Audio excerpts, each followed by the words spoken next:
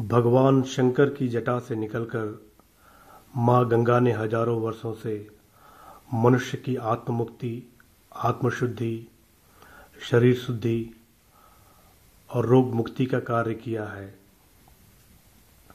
इसलिए माँ गंगा मनुष्य जाति के लिए सदैव आदरणीय रहेंगी।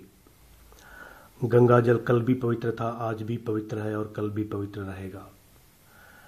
लेकिन आज गंगा का जल पवित्र होते हुए भी अशुद्ध हो चुका है। इसलिए जो लोग अंधश्रद्धालु नहीं हैं, वो पूरी श्रद्धा से गंगा जल को प्रणाम कर सकते हैं, गंगा जल अपने माथे से लगा सकते हैं, लेकिन ना ही गंगा जल पी सकते हैं और ना गंगा में स्नान कर सकते हैं, क्योंकि अशुद्ध जल रोग मुक्त के बदले रोग युक्त कर सकता है। महाराज भागीरथ का गंगा को धरती पर लाने का उद्देश्य मनुष्य की आत्ममुक्ति का था, ना कि शहर को गंदगी से मुक्त करने का। आज गंगा जल की अशुद्धि का सबसे बड़ा कारण है पूरे शहर की गंदगी का गंगा में जाना। अगर महाराज भागीरथ ने मनुष्यों की आत्ममुक्ति और आत्मशुद्धि के लिए माँ गंगा को भारत भूमि पर लाए, तो बाबा साहब अम्बेडकर भारतवर्ष में सामाजिक समानता और शुद्धता रहे, इसलिए उन्होंने भारतीय संविधान की रचना की। और इस महान कार्य के लिए बाबा साहब अम्बेडकर सदैव आदरणीय रहेंगे। आज जिस प्रकार गंगा के पवित्र होते हुए भी गंगा जल अशुद्ध हो चुका है, उसी प्रकार संविधान के पवित्र होते हुए भी संवैधानिक संस्थाएं अशुद्ध हो चुकी हैं। और आज गंगा जल और संविधान को सिर्फ माथे से लगाकर प्रणाम कर सकते हैं, उपयोग नहीं कर सकते। आज जो अंधविश्वासी नहीं है, उनका शरीर कितना भी गंदा क्यों न हो, वो गंगा स्नान नहीं करते, और किसी व्यक्ति के साथ कितना भी अन्याय क्यों न हो रहा हो, जो संविधान में अंधश्रद्धा नहीं रखते, वो संवैधानिक संस्थाओं के पास नहीं जाते, क्योंकि वो जानते हैं जिस प्रकार गंगा स्नान के बाद वो स्वच्छ होने की बजाय और गंदे हो जाएंगे, उसी प्रकार संवैधानिक संस्थाओं के पास जाने से उनके साथ न्याय की बजाय और अन्याय ही होगा। बाबा साहब अम्बेडकर का संविधान निर्माण का उद्देश्य ये नहीं था कि जिस प्रकार शहर की सारी गंदगी लोग आज गंगा में डाल रहे हैं, उसी प्रकार समाज की सारी गंदगी संसद और संवैधानिक संस्थाओं में आ जाए।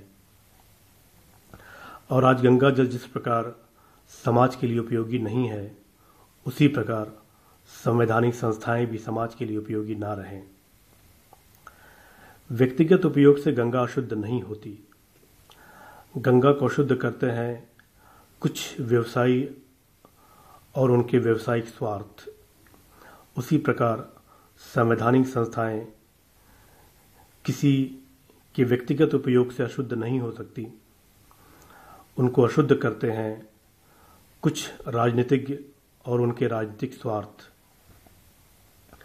गंगा और संविधान शुद्ध रहे, ये हम सब की जिम्मेदारी है, लेकिन पहला अधिकार और कर्तव्य किसका है, ये भी महत्वपूर्ण है।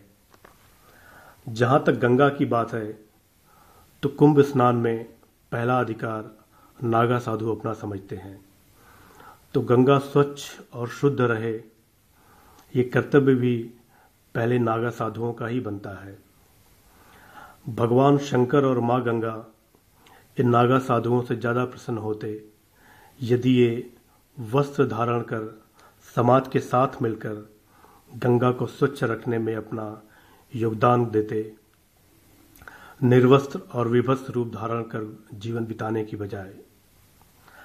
सार्वजनिक नग्नता सदैव निंदनीय होती है, चाहे वो सन्यासी का धर्म या प्राचीन परंपरा के नाम पर हो, या किसी भी स्त्री और पुरुष का फैशन, कला या आधुनिकता के नाम पर। अगर नागा साधु गंगा पर अपना पहला अधिकार समझते हैं, तो चारित्रिक रूप से नग्न नेता संसद पर अपना पहला अधिकार समझते हैं। इसलिए संवैधानिक संस्थाएं शुद्ध रहें, इसकी पहली जिम्मेदारी भी इन्हीं चारित्रिक रूप से नग्न नेताओं की ही है। बाबा साहब अम्बेडकर अपने भक्तों या चारित्रिक रूप से नग्न नेताओं से ज़्यादा प्रसन्न होते यदि ये चारित्रिक नग्नता छोड़कर समाज के साथ मिलकर संवैधानिक संस्थाओं की शुद्धता के लिए काम करते। क्योंकि जिस प्रकार गंगा और संवैधानिक संस्थाएं अशुद्ध हो रही हैं, यदि इसी प्रकार होता रहा तो ना गंगा जल किसी काम का होगा और ना ही संवैधानिक संस्थाएं, और कोई भी व्यक्ति, समाज या संस्थान अगर उसकी कोई उपयोगिता नहीं है तो मृतक के समान होता है। और यदि हमको माँ गंगा और अंबेडकर जी को अमर रखना है तो सिर्फ उनकी तस्वीर लेकर घूमने या मूर्तियां स्थापित करने से नहीं होगा, बल्कि गंगा और संविधान की शुद्धता सुनिश्चित करने से ही होगा।